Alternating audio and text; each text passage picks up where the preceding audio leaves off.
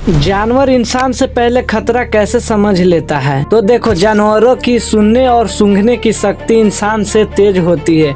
वे हल्की आवाज और जमीन के कंपन को भी महसूस कर लेते हैं। उनका दिमाग सर्वाइवल मोड में ज्यादा ट्रेंड होता है, इसलिए भूकंप या खतरे से पहले जानवर असामान्य व्यवहार करने लगते हैं। ये कोई जादू नहीं, बल्कि तेज सेंसर और इंस्टिंक्ट का कमाल होता है, जो सिर्फ जानवर में होता है।